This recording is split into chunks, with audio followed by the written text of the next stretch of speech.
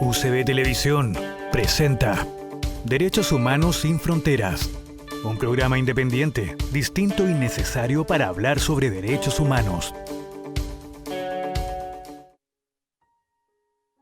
Hola a todos, ¿cómo están? Nos encontramos en una nueva edición del programa Derechos Humanos sin Frontera. Es un gusto poder estar conectados y también queremos agradecer a la Universidad Católica de Valparaíso y por supuesto también a UCB Televisión que hace posible esta transmisión y que usted desde sus hogares pueda escuchar a los entrevistados que semana a semana vamos teniendo y justamente hablando de ello, quiero saludar al invitado de esta semana. Se trata de Rodrigo Lledó. Él es abogado de derechos humanos, ya lo vemos en pantalla, fue director de la Fundación Baltasar Garzón, que actualmente sigue colaborando por la demanda mapuche, ya le contaremos de eso, y acaba de presentar en La Haya una demanda contra el Estado chileno justamente por los derechos de los mapuches, por nuestros pueblos originarios y queremos conocer de eso y mucho más. ¿Cómo está, Rodrigo? Muchas gracias por estar junto a nosotros.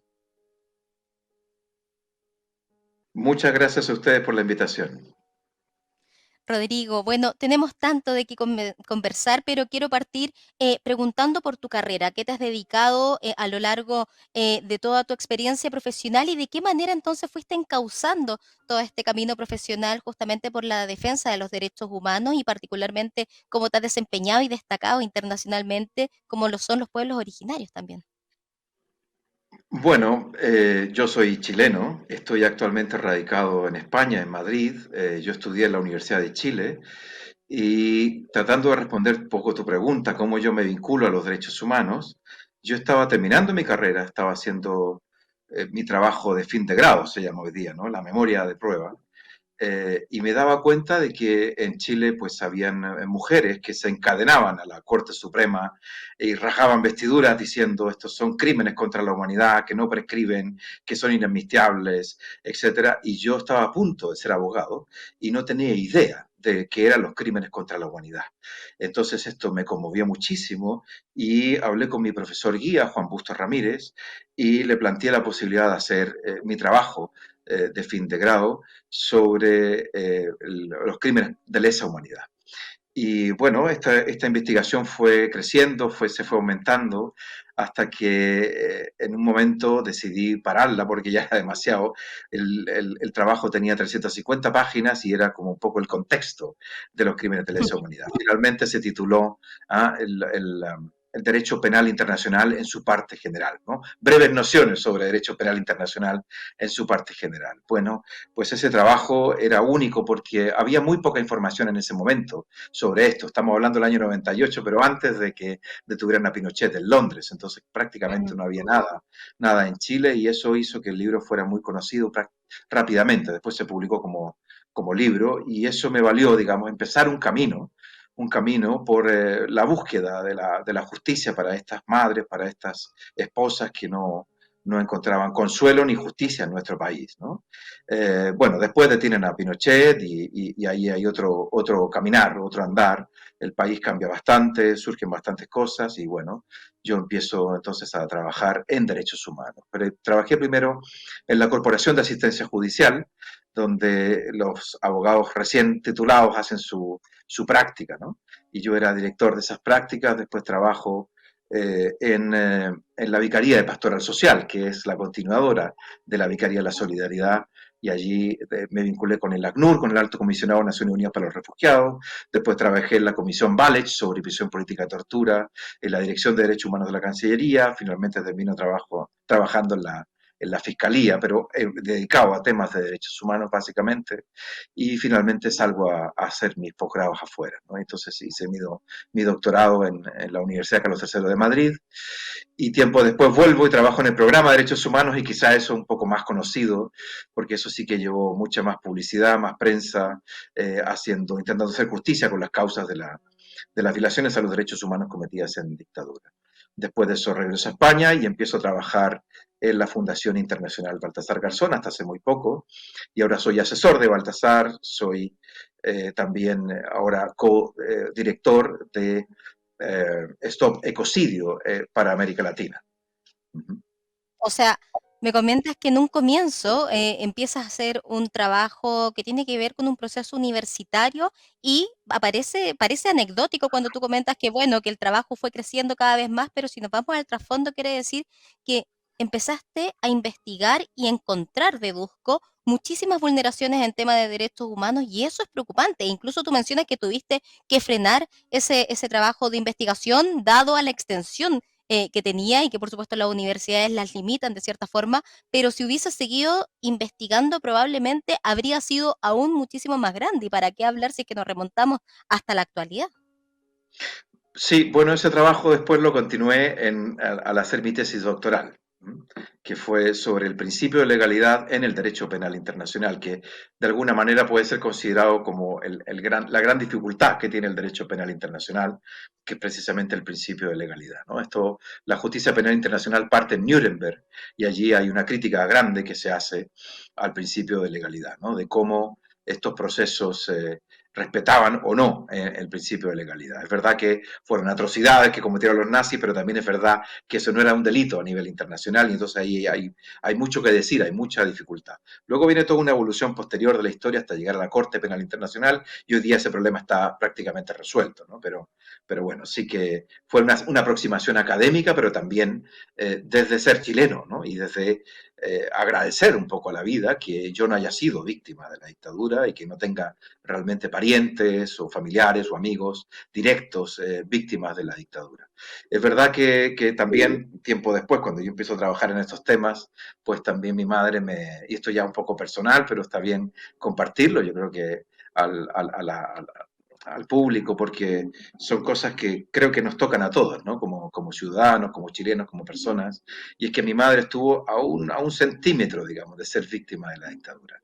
Ella trabajó en la JAB, ella colaboró repartiendo alimentos en la época difícil, digamos, del último tiempo de Salvador Allende, y por esa razón estuvo a punto de ser detenida, y solamente porque un vecino que era muy de derecha y que colaboraba con los militares, pues le prestó apoyo, dijo, no, ella lo hace por un sentido humanitario y no porque esté metida en política. Solamente por eso mi madre hoy día está conmigo y se salvó, digamos. Entonces yo de alguna manera también he sentido que mi vocación, digamos, por los derechos humanos ha sido de alguna manera pagar hacia adelante, ¿no? El agradecer de que finalmente nosotros no hayamos tenido víctimas que lamentar, pero también entendiendo que mucha otra gente sí tiene mucho que lamentar por razones que escapan, digamos, a lo que es racional, digamos. Sí, son fenómenos históricos muy complejos y muy difíciles que nos tocó enfrentar como país.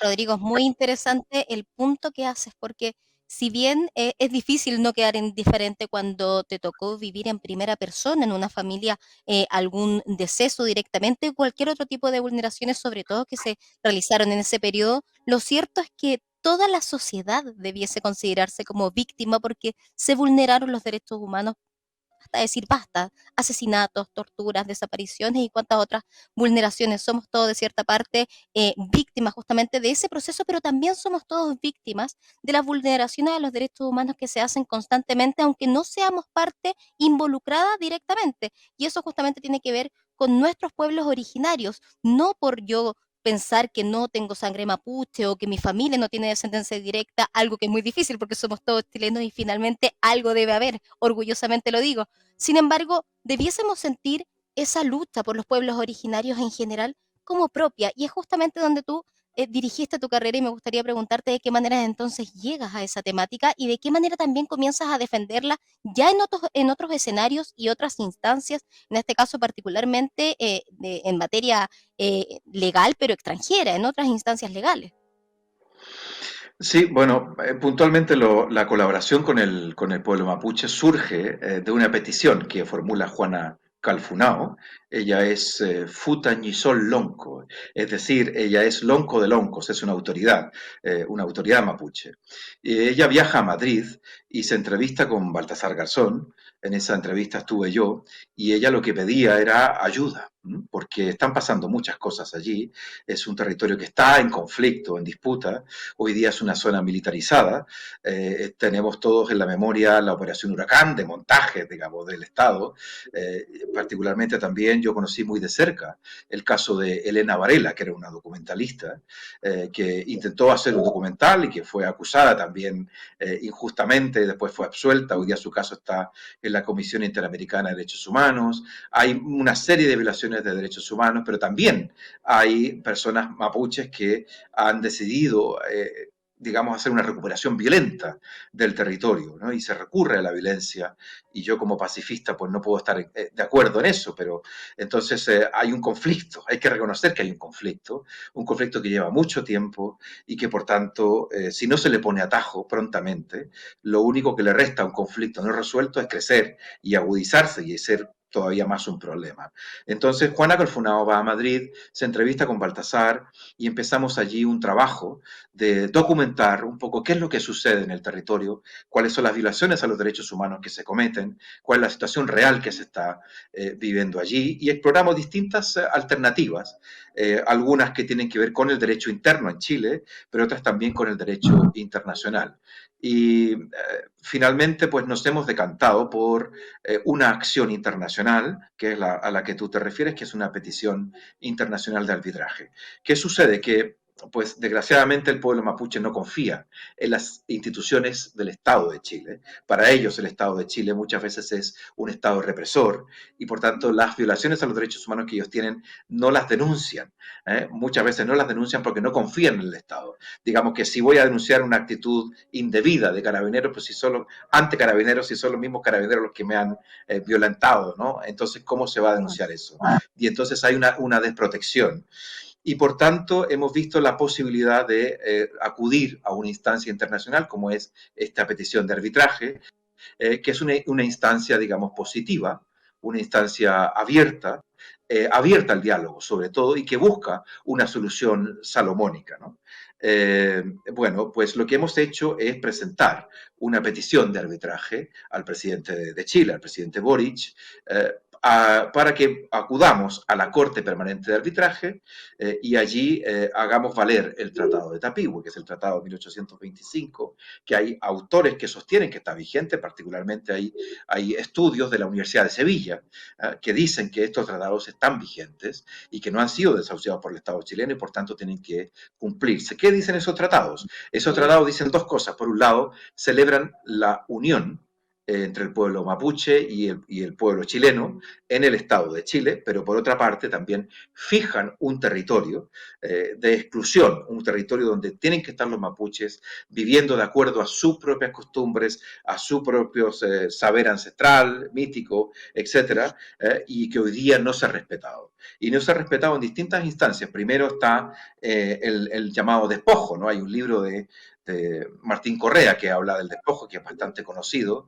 Allí está bastante explicado qué es lo que sucedió con la llamada pacificación de la Araucanía, que eso fue prácticamente un genocidio, ¿no? Luego viene un segundo momento, que es a finales del siglo XIX, donde está las encomiendas, ¿no? Se hacen unas encomiendas, pero esto es una encomienda al revés, porque las encomiendas originales las hacían los españoles entregando territorio a los españoles. En cambio ahora es el Estado de Chile donde le entrega a los mapuches un sector del cual no pueden salirse.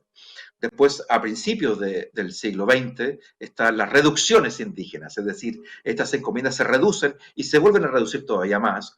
Y finalmente está también la época de la dictadura, donde ahí vuelve a haber una siguiente reducción y por tanto ellos tenemos un problema, porque para ellos, para los mapuches, ese territorio es sagrado, es un territorio al cual ellos pertenecen, ¿no? Sabemos bien nosotros que mapuche significa gente de la tierra. Entonces, en la cosmovisión indígena, no es que ese territorio les pertenezca a ellos, sino que ellos pertenecen a ese territorio y por tanto van a volver una y otra vez al territorio de sus ancestros. No hay otra opción para ellos. Y por tanto tenemos un conflicto que está servido, porque si el Estado de Chile entiende que esos territorios ya no son de ellos y que se han entregado a particulares particulares, particularmente en empresas forestales, etcétera. Y entonces los mapuches sienten que ese es su territorio y van a volver al territorio y van a recuperar el territorio de una manera que para nosotros es ilegal, pero para ellos no lo es. Y entonces tenemos un conflicto que está servido. Y por tanto la idea es presentar esta petición, que ya se ha hecho, para invitarnos al diálogo entre el Estado y el pueblo mapuche, pero en una instancia internacional que les da garantías al pueblo mapuche, garantías de independencia, de imparcialidad, pero también de cumplimiento, porque han habido acuerdos previos que después no se respetan, ¿no? Y entonces ellos están muy desconfiados. Y esta instancia internacional sí que les da confianza y también les hace mucho sentido aunar todas las distintas posiciones que tienen también entre ellos detrás del Tratado de Tapigüe. ¿Mm? Básicamente es Claro que eso. sí. Tú mencionas cómo finalmente te involucras por la defensa de preservar, pero también llevar la historia ancestral de estos pueblos originarios que tanto se ha manipulado, de los cuales también tanto se desconoce y que también no permite comprender cuál es la realidad, cuál es la finalidad y cuál es también el móvil por el que tantos de ellos no se encuentran conformes porque sienten que se les está vulnerando sus derechos humanos y es por eso que se llega a esta instancia internacional. Es muy interesante que te involucres de esta manera cuando llega esta autoridad mapuche, precisamente Juana Calfunao, porque es muy similar al relato que tiene Melchor Chama, quienes no lo tienen la posibilidad de conocer, les contamos que es un juez de Ginebra, quien cumple un rol fundamental en Argentina y también a lo largo de todo el mundo se hizo muy conocido, ya que él fue quien escuchó a las abuelas de Mayo. Precisamente unas abuelitas en esos momentos que le decían, están locas, son unas viejas locas, literalmente. Llegaron a la ONU, llegaron a hablar con representantes a nivel internacional para buscar justamente este tipo de arbitrajes, de instancias, pedir algún tipo de ayuda que en su propio país, en su propia tierra, no se les estaba brindando. Y él es una persona que cumple un rol fundamental en esta demanda y en este movimiento que finalmente termina recuperando literalmente a nietos y juntándolos con sus familias originales después de la historia que tuvieron que pasar en este proceso también tan triste y tan rojo de la historia argentina. Y Melchor Rodrigo cumple un rol muy similar al que a ti te tocó hacer con precisamente Juana Calfonao y la demanda y la demanda mapuche, el escuchar y poder articular, pero también conectar con instancias internacionales. Yo sé que hace poco estuviste compartiendo, al igual que Derechos Humanos Sin Frontera y su fundación, en el tercer Foro Mundial de Derechos Humanos, y ahí se habló en profundidad de este tipo de casos. Me imagino que lo que hizo Melchor, de cierta manera, te toca la fibra, te inspira, porque es algo muy parecido con lo que tú estás haciendo con instancias internacionales y por una defensa tan propia de todos los chilenos. Guardando las diferencias probablemente, ¿no? Porque el caso de Melchor yo creo que es un caso único, es un caso bellísimo, para que quienes nos ven o nos escuchan un poco sepan qué ocurrió. Pues las madres de la Plaza de Mayo son madres que buscaban a sus hijos desaparecidos por la dictadura argentina. Como ellas estaba prohibido que hicieran manifestaciones, ellas entonces empiezan a recorrer la plaza y a dar vueltas en círculo, eso no lo podían prohibir, ¿no? Entonces son madres que tienen un poco la picardía de tratar de alguna manera llevar adelante su reivindicación sin romper las reglas del sistema. Bueno, en algún momento ellas entonces van a Naciones Unidas, van a Ginebra y allí pues intentan que Naciones Unidas las escuche, intentan llevar su mensaje a nivel internacional. Desgraciadamente, Naciones Unidas no la recibe bien, esto también hay que decirlo. No les dan espacio porque esa es una instancia que está reservada para los estados, no para las personas individuales o para los colectivos de víctimas. Entonces, o en ese momento era así, ¿no? Entonces, ellas se acercan al Estado argentino, por supuesto, en ese momento era una dictadura, el Estado argentino no la recibe, y empiezan a golpear la puerta de distintas delegaciones diplomáticas de distintos países hasta que finalmente golpean la puerta, digamos, de este personaje, ¿no? Que es Melchor, que él era representante del Estado de Guinea Ecuatorial. Y hay que decir que Guinea Ecuatorial fue una ex colonia española y por tanto ellos hablan español, por tanto les entendía perfectamente. Y Melchor se conmueve con la historia de ellas, porque él les pregunta, ¿qué quieren ustedes? ¿Qué quieren ustedes? Y ellas le dicen, queremos encontrar a nuestros hijos, queremos saber dónde están nuestros hijos. Se los han llevado y no sabemos dónde están. Entonces él se conmueve con este mensaje y él lo dice que es un mensaje simple, un mensaje claro, un mensaje muy humano, que no está teñido, digamos, por ningún color político y en el cual tampoco hay odio ni ninguna animadversión hacia nadie, ¿no? Simplemente es algo tan simple y tan potente como que busco a mi hijo y quiero saber dónde está. Entonces, lo que hace él es bellísimo, porque él en el turno de palabra que le correspondía en Naciones Unidas, él se acerca al micrófono y dice, yo cedo mi palabra a las madres. Y le da la palabra a las madres para que ellas puedan finalmente hablar, ¿no? Y a partir de allí, entonces, el mensaje de las madres de la Plaza de Mayo se hace mundialmente conocido. Y este personaje, pues hoy día es muy querido por las madres y abuelas de la Plaza de Mayo y ha recibido un homenaje, un merecido homenaje en el tercer Foro Mundial de Derechos Humanos que se hizo pues hace unos pocos días en la ciudad de Buenos Aires y en la que efectivamente Derechos Humanos Sin Fronteras estuvo presente y yo también, gracias a Derechos Humanos Sin Fronteras, estuve allí transmitiendo un poco el mensaje del pueblo mapuche, ¿no? De lo que estamos haciendo para intentar resolver este conflicto tan complejo. Bueno, en los próximos capítulos ya estaremos mostrando detalles y entrevistas inéditas que logramos realizar justamente en Argentina en este tercer Foro Mundial de los Derechos Humanos, pero también, además de tener noticias que nos conmovieron, que nos preocuparon, por supuesto, cuando tiene que ver con temas de derechos humanos, hubo noticias que nos alegraron, Rodrigo, y tiene que ver justamente con que se te nombra como vicepresidente de la Fundación Derechos Humanos Sin Fronteras y no puedo dejar de pasar esta entrevista para preguntarte cómo te sientes al respecto y también la responsabilidad que eso conlleva justamente con tu rol que tiene que ver con articular también instancias internacionales que, como lo dice su nombre, nuestra fundación es sin fronteras, es fundamental. Bueno, es realmente para mí un honor, es un privilegio haber sido nombrado vicepresidente de Derechos Humanos Sin Fronteras y es un doble honor, digamos, un doble privilegio porque no solamente me permite participar en la dirección y en la conducción, en la orientación de esta nueva ONG que ha surgido y que tiene vocación universal, internacional, sino que también, como tiene sede en Chile, pues me permite estar vinculado con mi país, con lo que está sucediendo aquí, ya que estoy yo radicado fuera de España. Pero también me permite llevar este mensaje de Derechos Humanos Sin Fronteras hacia la comunidad internacional y entonces creo que es una muy bonita experiencia, estoy muy ilusionado, estoy muy contento y creo que de aquí solamente pueden surgir grandes cosas, ¿no? Que van a beneficiar a Derechos Humanos Sin Fronteras, al país y también a mí mismo. Me enriquecen, por supuesto, muchísimo.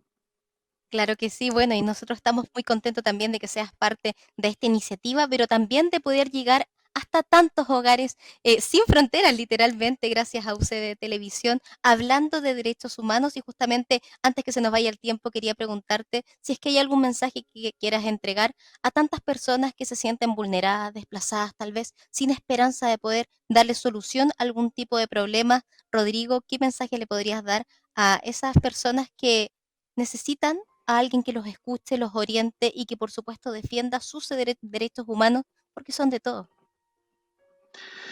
Efectivamente, ¿qué les podría decir? Los derechos humanos son los derechos que tenemos todas las personas por el solo hecho de ser seres humanos. ¿Eh? Todo lo que se diga a partir de allí creo que está un poco de más, ¿no?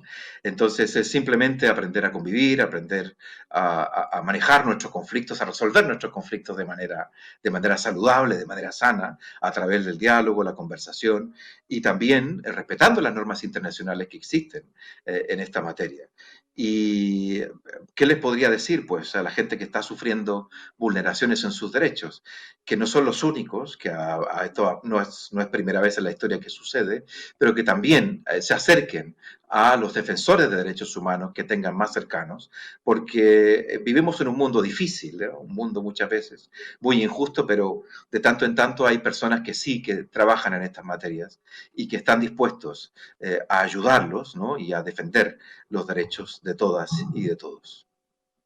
Muchas gracias por esas palabras, pero también por ese trabajo arduo, muchas veces en silencio, pero tan importante que se hace durante todos los días para poder defender, preservar y también difundir los derechos humanos. Precisamente hablamos con Rodrigo Lledó, abogado de derechos humanos, fue director de la Fundación Baltasar Garzón y también es vicepresidente de Derechos Humanos Sin Fronteras. Muchas gracias por tu tiempo, Rodrigo. espero poder conversar en una nueva oportunidad y para un nuevo capítulo de Derechos Humanos sin Fronteras. Y nos vamos a una breve pausa comercial, pero no se vaya de nuestra sintonía porque ya regresamos con una relevante entrevista. Muchas gracias por mantenerse en nuestra sintonía en el programa Derechos Humanos sin Frontera, que llega hasta sus hogares gracias a la Universidad Católica de Valparaíso y por supuesto también gracias a UCB Televisión, que hace posible esta transmisión, donde podemos encontrarnos cara a cara para poder hablar de este tema tan importante y fundamental como lo son los derechos humanos, y es por eso que le damos vitrina a distintas personas que justamente trabajan día a día por preservar y por defender. Y quien quiero presentar en estos momentos tiene que ver con eso, porque ella es Aide Oberreuter, ex subsecretaria hasta hace unos días de Derechos Humanos. ¿Cómo está, Aide? Un gusto. Muy bien, buenas tardes. Gracias. Muchas gracias por su tiempo, por estar junto a nosotras. Y también quisiera comenzar a preguntarle cómo fue su experiencia trabajando como autoridad. Yo sé que usted está trabajando a lo largo de toda su carrera y también en su experiencia por justamente los temas de los derechos humanos, pero cambió, me imagino, al estar dentro de un rol tan fundamental y articulador, ¿no? Sin duda, eh, hay una dimensión que es muy diferente, muy difícil de explicar en detalle, pero claramente cuando tú abordas estos temas desde la institucionalidad, eh, tienes necesariamente que hacer una modificación en la forma en la cual te acercas a los temas. Porque evidentemente estás haciéndote cargo desde el Estado. Eh, Eso es exactamente la contraparte de lo que yo he hecho toda mi vida, que es ser una representante de organizaciones y de temas de derechos humanos, pero desde las propias personas agraviadas por el Estado. Entonces, ahí hay una diferencia notable, pero sí, eh, lo que no cambia o no debe cambiar nunca, en mi opinión, es la centralidad de las personas agraviadas en los temas de derechos humanos. Y en ese sentido, creo que mi experiencia personal en estos temas pudo contribuir mucho a hacer un cambio de switch en la forma de abordar los temas, ¿no? En la forma de escuchar, en la forma de convocar, en la forma de recibir, en la forma también de buscar resolver. Y digo esto porque evidentemente no es algo que haya inventado yo, además, ¿ya? Eh, Hoy por hoy es el propio ordenamiento de derechos humanos internacional, la justicia transicional establece la debida centralidad de las víctimas y sus representantes a la hora de abordar los temas. Esa es una práctica, una forma de abordaje que a mí me resultó muy llevadera y muy, creo, útil para poner a disposición a la Subsecretaría de Derechos Humanos respecto de lo que el presidente mandató que se hiciera, que era hacerme cargo de la deuda histórica en materia de derechos humanos y también de la deuda del presente. En ese sentido creo que pude hacer una contribución porque cuando yo como dirigente concurrí en busca de que la autoridad me escuchara, junto con las organizaciones en las que siempre he estado, eh, la forma de la autoridad de recibir, la forma de hacer como que escucha, eh, y la forma en la cual finalmente los temas se resuelven, sin tener especialmente en cuenta lo que las propias organizaciones han ido a plantear, es algo que a nosotros nos tocó por demasiadas décadas Bueno, presenciar. justamente quería preguntar por eso. Hay tanto que preguntar, la verdad, desde el estatus en el que se encuentra derechos humanos justamente en nuestro país, pero no puedo pasar por alto cuando usted menciona que desde su experiencia tuvo que abordar entonces este rol fundamental como subsecretaria hasta hace solo unos días de Derechos Humanos dentro del gobierno y justamente pudiendo escuchar a tantas víctimas y también ciudadanía. No puedo dejar de preguntarle cómo fue su experiencia, qué fue lo que la acercó a esta temática tan fundamental de la que todos deberíamos estar tan involucrados. Bueno, yo creo que tú te refieres a cómo fue que yo llegué al mundo de los derechos humanos. Sí, ¿qué fue lo que la Eh, movió, la que la llevó a explorar esta temática? bueno, yo creo que varias cosas, por lo menos tres, identifico de inmediato. Una, la tradición de la que uno viene. Yo vengo de una familia en la que las mujeres siempre tuvieron un rol activo y proactivo del punto de vista de su participación social y política. En ese sentido, entonces, era muy difícil imaginar que yo pudiera hacer algo diferente. Más allá de que a lo mejor mi madre hubiera deseado que yo no me metiera en tantos problemas como se metió ella. Pero finalmente yo seguí la huella de mis ancestras y claramente entonces de muy joven, adolescente, ya era dirigente de diversos tipos de iniciativas sociales y políticas sin siquiera tener militancia. Eh, y luego, bueno, pues además hay otro elemento coadyuvante fundamental que tiene que ver con la emergencia de un golpe de Estado civil-militar en Chile en el año 73, que me encuentra siendo ya la representante de la carrera de Historia justamente en Valparaíso, en la Universidad de Chile, frente a la FECH y nuestra Federación de Estudiantes de la Universidad de Chile, y obviamente en base a esa sola condición se establece un estado de persecución hacia quienes éramos dirigentes estudiantiles. Y luego, entonces, viene el tema de la violación sistemática de los derechos humanos durante el periodo dictatorial, lo cual hace que desde mi rol como dirigente, pero también como resistente, y como resultado también de la existencia de la dictadura que prohibía todo tipo de interacción de la sociedad respecto de los mandatos que ellos establecían por decreto. Entonces, allí me encontré con la violación sistemática de los derechos humanos y por lo tanto, naturalmente me convertí en una dirigente que ahora tenía a los derechos humanos como un tema central en las demandas por la recuperación de los estados democráticos en el país. Yo diría al menos esos tres aspectos son fundamentales y quizás te parezca que estoy escamoteando el tema más personal, más íntimo, ¿no? Que es lo que normalmente se interpreta como la motivación fundamental. Y por supuesto, claro, si he dicho que soy una dirigente, la dirigente, por lo general, la dirigente seria, lo que hace es poner por sobre los intereses personales los intereses del colectivo, de la sociedad en su conjunto.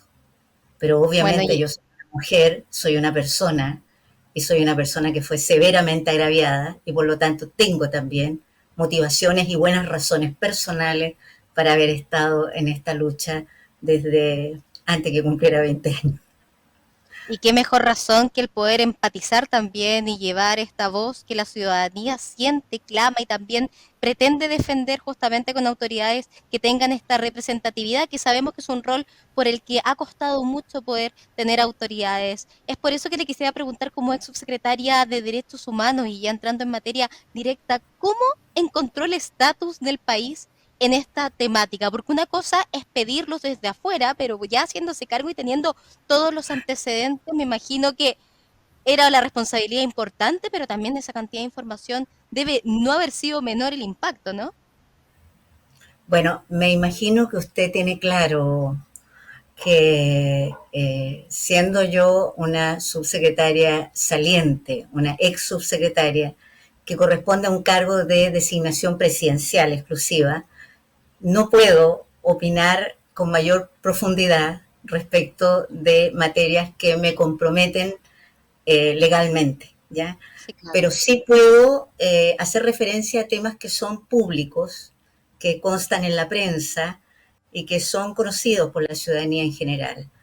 El diagnóstico que hace el presidente de la República cuando me encomienda esta tarea es que este país tiene una gran deuda histórica, que tiene una deuda histórica en materia de derechos humanos con las víctimas de la dictadura civil-militar, pero también tiene una deuda con las víctimas del periodo denominado de normalidad institucional o democrático. Y esas son las misiones que me encomienda. Por lo tanto, evidentemente lo que yo encuentro es un país con una... constato la afirmación que hace el actual presidente, constato en la práctica el nivel de retardo que hay en hacerse cargo del punto de vista de las deudas del pasado y de las del presente. De alguna manera, las deudas del presente son la consecuencia de las deudas del pasado, ¿no? Cuando no se ha avanzado sustancialmente en materias, por ejemplo, de garantías de no repetición, evidentemente, ante la menor tensión, nuevamente surgen aquellos aspectos que dan cuenta de que no hay garantías de no repetición. Que en la práctica lo que se denomina garantías de no repetición está estrechamente enlazado con lo que conocemos como la instalación de la impunidad y que está allí viva, latente y probablemente también es un dato de la causa y conocido por la prensa del resurgimiento de lenguajes que dan cuenta de una tendencia regresiva muy importante, ¿no? Cuando usted empieza a volver a negar la existencia de detenidos desaparecidos, empieza a volver a negar la importancia de que un ciudadano tenga derecho a opinar y tenga derecho a disentir, y que eso sea considerado un acto inaceptable y que por ello las personas sean recriminadas, pero también aprisionadas o golpeadas, significa claramente que no hemos avanzado un ápice y que hemos aprendido muy poco de nuestra propia experiencia histórica, ¿no? Claro que sí. Eso es lo que yo encontré y lo que sin duda será la tarea no solo del mandato que yo dejé, sino que de todos los que vengan en adelante, porque estos son procesos además sociales, políticos y culturales de largo asentamiento, de muy largos procesos en los cuales la valoración de la relación dialógica y democrática en una sociedad se instala con mucha lentitud, a veces con muchísima menos que la de la violencia y la resolución inapropiada de los conflictos. Usted justamente me da el pase para la pregunta que le quería realizar, porque desde su punto de vista como ciudadana, activista, dirigente social, no quiero entrar como ex subsecretaria porque entiendo que tal vez hay ciertas temáticas y datos que no puede dar a conocer. Sin embargo, en estas tareas pendientes que usted menciona, ¿cuál cree que son las más urgentes en temas de derechos humanos que se deben trabajar en un corto plazo? Me refiero directamente a temáticas que se ponen todos los días sobre la mesa. Está la delincuencia, está la migración, están los temas de género, están todas las demandas de nuestros pueblos originarios. ¿A cuál usted le daría prioridad, insisto, como ciudadana?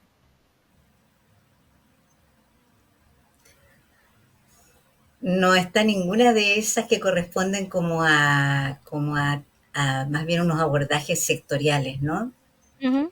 Como probablemente yo soy bastante más vieja que la era de las identidades particulares, entonces tiendo a pensar que hay un nudo muy importante en la comprensión que tenemos de la sociedad y de qué manera la participación y el protagonismo ciudadano es determinante para la calidad de la democracia que construimos.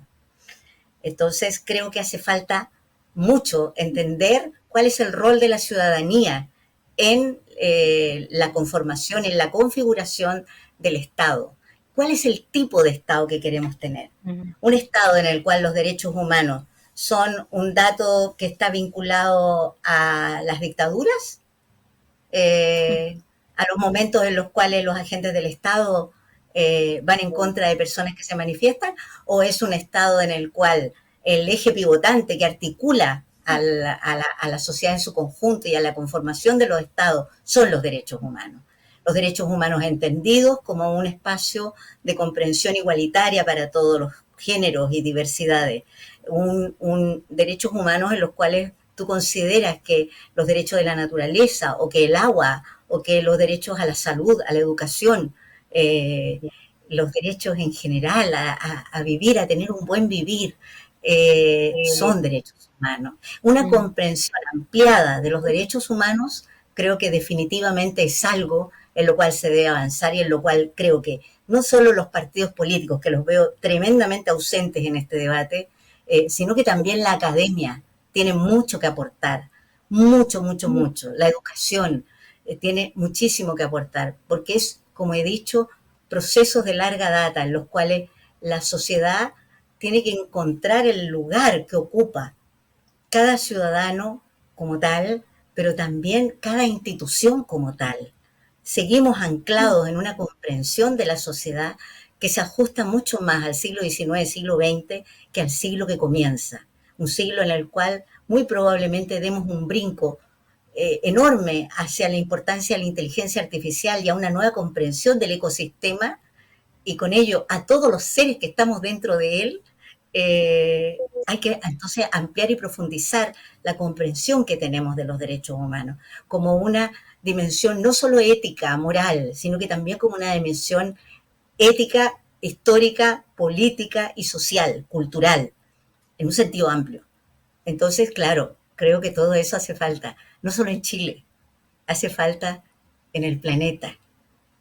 Es muy interesante lo que plantea, porque usted se refiere a entonces crear instancias que dejen bases, es decir, tratar de cimentar justamente y tratar de nuevamente poner sobre la mesa esta temática relacionada a derechos humanos que todos deberíamos conocer al pie de la letra, porque tal como su nombre lo dice, son de absolutamente todos los seres humanos que habitan en este planeta. Y hablando justamente de este tipo de instancias que eduquen, que también logren discutir, que también logren encontrarnos con este tipo de temáticas. Sabemos que al igual que la Fundación Derechos Humanos Sin Fronteras y de hecho que nuestro programa Derechos Humanos Sin Fronteras que se transmite por UCB Televisión, usted también participó en el tercer Foro Mundial de Derechos Humanos que se realizó en Argentina. ¿Cómo fue su experiencia?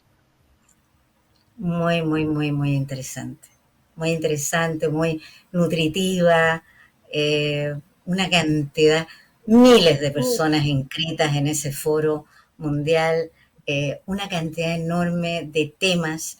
Lo más interesante es que a ratos yo en esta concepción que tengo de los derechos humanos como algo que es necesario, perdón, pero me devuelvo un poquito.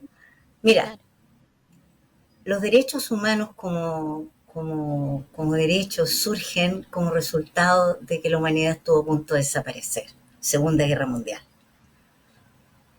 Pero el mundo ha cambiado mucho desde la Segunda Guerra Mundial hasta acá. Los derechos humanos han sido un aporte sustantivo en una comprensión humana de los temas, pero la comprensión del mundo se ha ampliado, se ha diversificado. Estamos hablando de un mundo que antes era dos mundos, el lado A y el lado B, que competían unos contra el otro. Hoy el mundo es muy diferente. En muchas cosas es parecido, pero en muchas otras es muy diferente. Una sola experiencia para vincularlo al tema de la educación. Los niños en Renca, tiempo atrás me invitaron, unos niños de una escuela en Renca, una escuela pública, me invitaron a conocer el resultado de un trabajo que ellos habían hecho durante 2 años. Durante 2 años ellos trabajaron sobre la base de los derechos humanos, haciendo como un traslado a qué es lo que ellos entendían de cada uno de los derechos. Pero los niños hicieron una cosa más interesante aún. No solo convirtieron en un libro en el cual relataban para los demás niños de la escuela y para los niños del mundo qué entendían por los derechos humanos que estaban ya establecidos, sino que además lo que hicieron fue crear nuevos derechos humanos. Esos que les parecían a ellos que faltaban en los derechos humanos ya establecidos. Creo que ese ejercicio de participación democrática, es extremadamente valioso y necesario de replicar a todo nivel en la sociedad. Ahora, respecto al Foro Mundial. Perdón, pero bajo esa dinámica no puedo dejar de preguntarle cuál surgió y cuál usted también incorporaría como nuevo derecho humano, que de hecho, para quienes no han tenido la posibilidad de participar, que no tuvieron la oportunidad de participar en el tercer Foro Mundial, se discutió en si es que debían o no incorporarse o repensarse de cierta manera los derechos humanos. ¿Hay alguno que usted incorporaría? Lo que a mí me pareció más interesante y que dijeron justamente las personas como Baltasar Garzón o como por ejemplo, el relator especial para la verdad, la justicia, reparación y garantía de no repetición, el relator Salvioli, y los distintos, el secretario de Derechos Humanos de la República Argentina, los distintos invitados del más alto nivel que había allí, básicamente coincidieron en que lo que había que hacer, más que pensar o repensar o reconsiderar los derechos humanos, agregar nuevos derechos humanos, había que repensar el Estado. Claro. Repensar el Estado. ¿Qué tipo de Estado requiere la humanidad en el siglo XXI en adelante? Y en ese sentido, ¿cuál es el rol que juegan los derechos humanos en ese nuevo concepto del Estado? Y esa es yo diría, la comprensión y la nomenclatura en la cual yo me ubico perfectamente. Por eso decía antes que a ratos yo creía que estaba como con un pequeño grupo de personas reflexionando al respecto. Y no, descubrí justamente en el tercer Foro Mundial de Derechos Humanos que son muchas las personas y muchas de ellas personas que también vienen hace muchísimos años reflexionando respecto a esta materia. Entonces, para mí fue un descubrimiento y una confirmación respecto de algo que no está resuelto, pero que es un debate que ya ha comenzado y que con toda seguridad el siguiente foro que se va a realizar, entiendo que el próximo año en Colombia, con toda seguridad iremos profundizando aún mucho más. Entonces, eso yo diría que es el tema, porque tú dices, claro, incorporemos a las mujeres, sí, pero ¿cuántos géneros más? Claro. Incorporemos a los niños, los derechos humanos, sí. ¿Los niños de dónde? ¿Qué tipo? ¿Ah? Claro Los niños que están siendo objeto de trata, los niños que están siendo desnutridos por el expolio de sus tierras en el África. ¿Cuáles niños? ¿Qué niños? ¿Cómo lo hacemos? Con los nuestros, con los de todos, con los del planeta. ¿Cómo lo hacemos? ¿Qué pasa con los nuevos temas tecnológicos? ¿Qué lugar ocupan en esta sociedad? ¿Qué lugar ocupan en una comprensión desde los derechos humanos, de las sociedades, de los estados? ¿Los estados tienen derecho a controlarlo todo? ¿Las empresas privadas tienen derecho a apropiarse de todo, a controlarlo todo? ¿Qué rol juega la sociedad aquí? Es Entonces interesante lo que plantea. Sí. tenemos Y también, mil medidas que podemos aplicar y resulta apasionante y no solo un tema circunscrito a un determinado ámbito en el cual está como atrapado el concepto. es por eso que nos Algo más llena que de orgullo poder tener estas instancias para poder hablar de derechos humanos, pero no solamente para poder hablar semana a semana con interesantes entrevistados como lo es usted y tantos otros que han pasado por nuestros anteriores capítulos, sino que también porque nos da la posibilidad de hacer una vitrina, algo así como un puente en estas temáticas relacionadas a derechos humanos, y es por eso que vamos a estar en los próximos capítulos mostrando lo que fue este tercer foro internacional de derechos humanos a nivel mundial, porque como su nombre lo dice, los derechos son de todos los humanos y como lo dice bien nuestra fundación, es sin fronteras. Vamos a poder estar entonces con entrevistas a distintos y relevantes personajes que participaron, y usted acaba de mencionar de hecho a Baltasar Garzón, uno de los grandes referentes en esta temática, y quería preguntarle también qué le parece su participación y su reflexión, con la cual nosotros mientras aparece en pantalla tuvimos la posibilidad de conversar, y no solo eso, sino que también de realizar una exclusiva entrevista donde él, además de resaltar la labor que tenemos como Fundación Derechos Humanos Sin Fronteras, también entrega un mensaje a todas las personas que necesitan defender, que necesitan por sobre todo conocer cuáles son sus derechos. Ex subsecretaria, ¿qué le parece? A mí me parece magnífica la labor que desarrolla la Fundación desde su existencia y espero que exista por mucho tiempo más. Espero también que, dada la particular afición que tiene el juez Garzón por Latinoamérica, sigamos teniendo cada día mayores y mejores interacciones. Él ha querido ser voz, ha querido ser parte activa en los temas pendientes en materia de derechos humanos, que basta con decirle el rol que ha jugado en la historia de nuestro país. Y bueno, el rol que hoy día también juega desde el punto de vista de su particular advocación por los temas de los pueblos originarios, haciendo énfasis en su caso en el tema del pueblo mapuche. A mí me interesó sobremanera, como lo señalé, su mirada respecto de ser enfático en señalar la necesidad de repensar los estados, pero también me llamó mucho la atención y la valoré mucho su intervención en el sentido de decir, basta de discursos, las cosas hay que hacerlas, hagámoslas, ¿ya? La acción tiene un rol en esto, no es que por un lado están los que piensan y por otro lado están los que hacen, no. Aquí, allí donde usted pone la palabra, tiene que poner la acción también. Y eso, en eso yo me hermano absolutamente con la opinión de Baltasar Garzón, al que de verdad, lamentablemente, estaba tan solicitado que por lo menos en el caso mío fue prácticamente imposible pasar más allá de que nos saludáramos y creo que nos tomaron una foto, pero más allá de eso no tuve oportunidad de intercambiar especialmente con él, más allá de que uno permanentemente está sabiendo de sus esfuerzos. En mi caso, como dirigente chilena, tengo una larga historia de cercanía con quien ha sido hasta hace muy poco también su secretario ejecutivo en la fundación, con Rodrigo Lledó, con quien permanentemente estoy poniéndome y poniéndonos al tanto de cuáles son los esfuerzos que compartimos y cuáles son en los que podemos sumar energías. Así que en ese sentido siempre estoy más o menos al tanto. Sin embargo, debo reconocer que me tomó por sorpresa y muy gratamente la intervención que hiciera la mañana inaugural Baltasar, y bueno, esa estupenda mesa que resultó del que subsumieran 2 mesas, y bueno, eso. Y lo otro es que yo, por mi parte, me correspondió presentar y exponer en una mesa que precisamente lo que hacía era poner en tela de juicio, por lo menos en espacio de cuestionamiento, el tema de la justicia transicional, la justicia social y la democracia, ¿ya?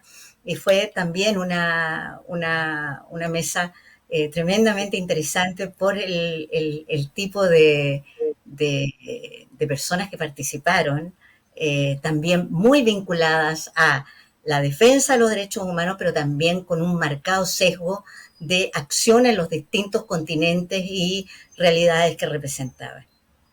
Aide, le tengo una muy buena noticia porque ya que no tuvo tiempo quizás para compartir o para poder estar presente en las intervenciones que realizó Baltasar Garzón, quiero contarle que en los próximos capítulos de Derechos Humanos Sin Fronteras vamos a presentar una exclusiva entrevista donde no solamente hace alusión a la función que tiene justamente la Fundación Derechos Humanos Sin Fronteras, sino que también aborda distintas temáticas que sé que son de mucho interés, así que la dejo invitada a usted y también a todos quienes nos acompañan en esta transmisión, y aprovecho de darle las gracias a Aide Oberreuter, ex subsecretaria de Derechos Humanos, pero también activista, dirigente social y una tremenda mujer luchadora, por la que le agradecemos su trabajo, que sabemos no va a terminar acá. No. De vuelta con toda la sociedad civil, querida. Muy bien, Muchas muy gracias. bien. Gracias, gracias Aide, y también gracias a ustedes por acompañarnos en un nuevo capítulo de Derechos Humanos Sin Fronteras, que llega hasta sus hogares gracias a la Universidad Católica de Valparaíso y por supuesto también gracias a UCB Televisión, que hace posible la transmisión de este programa, que en esta particular fue una edición especial en modo remoto, pero que de todas maneras se graba capítulo a capítulo en el Hotel Nova Park, con unas preciosas instalaciones que también invito para que pueda conocer. Nos despedimos, pero regresamos la próxima semana aquí en Derechos Humanos Sin Fronteras. Que esté muy bien. UCB Televisión presentó Derechos Humanos Sin Fronteras, un programa independiente, distinto y necesario para hablar sobre derechos humanos.